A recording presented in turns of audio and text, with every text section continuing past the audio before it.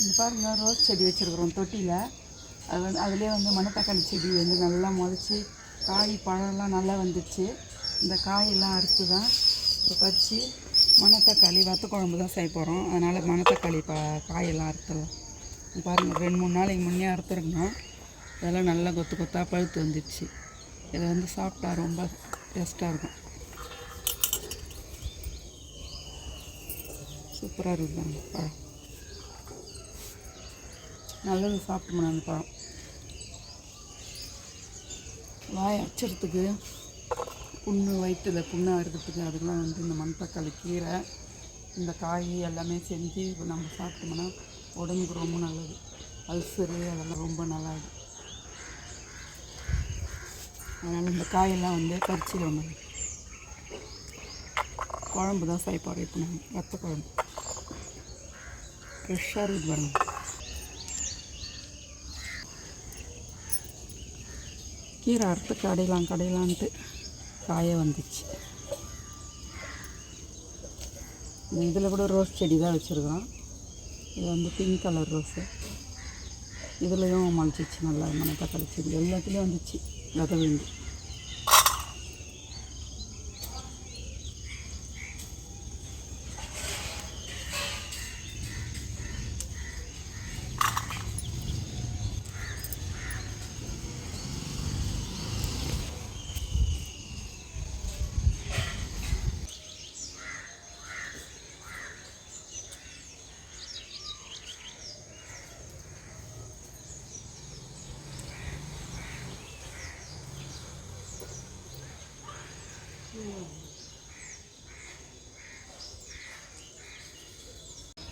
பாருங்கள் எவ்வளோ காய் மணத்தக்காளி காய் சூப்பராக பறிச்சுட்டு ஒன்றும் இருக்குது.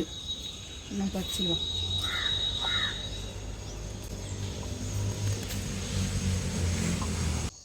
பழங்களே பறிச்சிக்கலாம் சாப்பிட.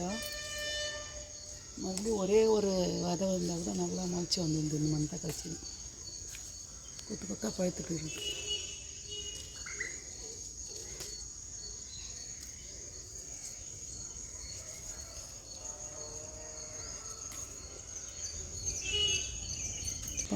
கொத்து கொத்தா பாருங்கள் எவ்வளோ மணத்தக்காளி காய் வந்துருக்குது. பறிச்சதில் குழம்பு சூப்பராக வச்சிடலாம். இப்போ வத்த குழம்பு பழங்க பாருங்கள். மணத்தக்காளி பழம் சாப்பிட்லான்ட்டு அதையும் பறிச்சிட்டோம். எவ்வளோ பழம் பழுத்துருக்குது பாருங்கள். தினமும் இந்த மணத்தக்காளி இலையை வந்து ஒரு 2 இலை 3 இலை காலையில் சாப்பிட்டோம்னா அச்சரன்றதே வராது. ரொம்ப நல்லது. கீரையும் பழம் காய் எல்லாமே நல்லது. மருத்துவ குணம் வாய்ந்தது. இந்த மணத்தக்காளி காய் எடுத்துன்னு போயிட்டு வத்த குழம்பு செஞ்சிடலாம்.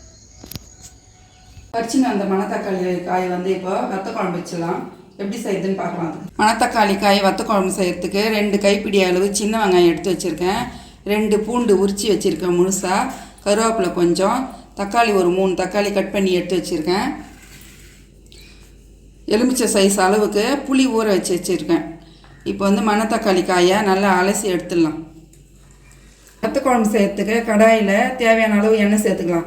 எண்ணெய் கொஞ்சம் ஜாஸ்தியாக இருந்தால் தான் இந்த வத்த குழம்பு நல்லாயிருக்கும் டேஸ்ட்டு. எண்ணெய் காஞ்சிடுச்சு. கடுகு சேர்த்துடலாம்.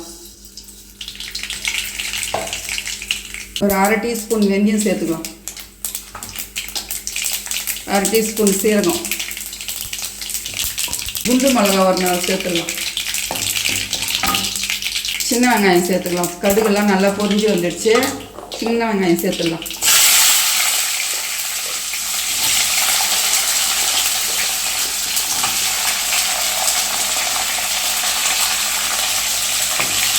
வெங்காயம் நல்லா வதங்கி வரட்டும்.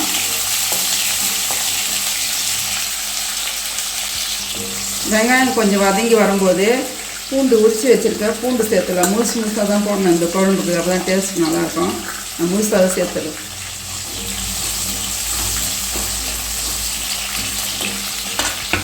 வெங்காயம் பூண்டு நல்லா வதங்கி வந்துருச்சு. கருவேப்பிலை சேர்த்துடலாம். இப்போது கருவேப்பிலையும் கூடவே தக்காளியும் சேர்த்து நல்லா வதக்கிக்கலாம்.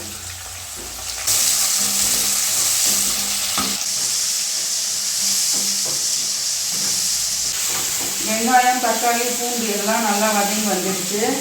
இப்போ வந்து மணத்தக்காளி காயை வந்து சேர்த்து வதக்கிக்கலாம்.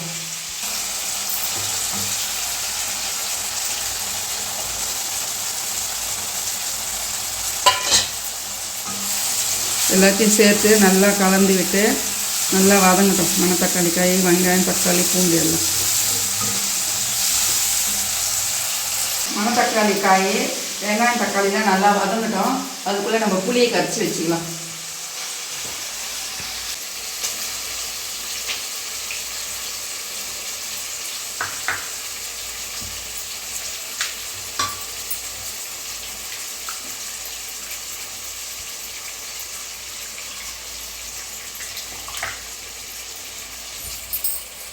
மணத்தக்காளி காய், வெங்காயம், தக்காளிலாம் நல்லா வதங்கிடுச்சு.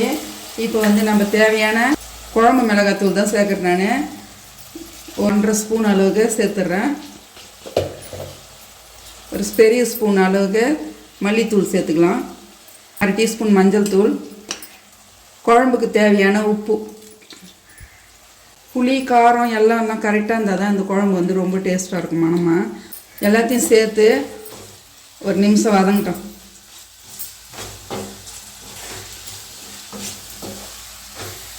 ஒரு அளவுக்கு எண்ணெயில் இந்த அளவுக்கு வதக்கிட்டு இப்போ வந்து நம்ம கரைச்சி வச்சுருக்க புளி தண்ணியை சேர்த்துடலாம். சேர்த்து நல்லா கலக்கி விட்டுக்கலாம். தண்ணி சேர்க்கணும், கொஞ்சம் திக்காக இருக்குது.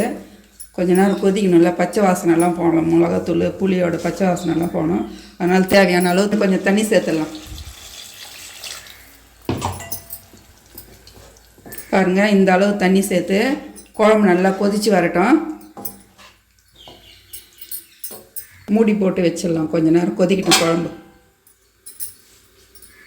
குழம்பு எந்த அளவுக்கு கொதிச்சிருக்குதுன்னு பார்க்கலாம். பாருங்கள், காயெல்லாம் நல்லா வெந்து கொதித்து வந்துன்னு இருக்குது. மணத்தக்காளி வத்த குழம்பு சூப்பராக ரெடி ஆகின்னு இருக்குது. இப்போ இன்னும் கொஞ்சம் தண்ணி சுண்டி வரட்டும். அப்போ தான் டேஸ்ட்டாக இருக்கும். திக்காக இருந்தால் தான் அந்த குழம்பு.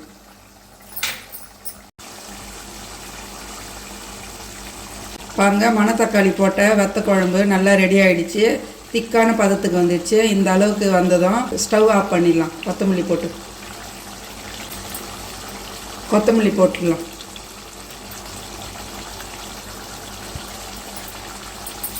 போட்டு ஸ்டவ் ஆஃப் பண்ணிக்கலாம். மணத்தக்காளி வத்த குழம்பு ரெடி. தக்காளி வத்த குழம்பு வந்து அடுப்புலேருந்து இறக்கலாம். இது போல் சுட சுட சாப்பாட்டுக்கு மணத்தக்காளி வத்த குழம்பு அப்பளத்தோடு தொட்டு சாப்பிடும்போது ரொம்ப டேஸ்ட்டாக இருக்கும். இதே போல் மணத்தக்காளி காய் இருந்தால் நீங்களும் இதே போல் வத்த குழம்பு நீங்களும் செஞ்சு சாப்பிட்டு பாருங்கள். ரொம்ப நல்லாயிருக்கும். உடம்புக்கு ரொம்ப நல்லது. இதே போல் நீங்களும் செஞ்சு சாப்பிட்டு பாருங்கள். இந்த வீடியோ பிடிச்சிருந்தா லைக் பண்ணுங்கள், ஷேர் பண்ணுங்கள், சப்ஸ்கிரைப் பண்ணுங்கள், கமெண்ட் பண்ணுங்கள்.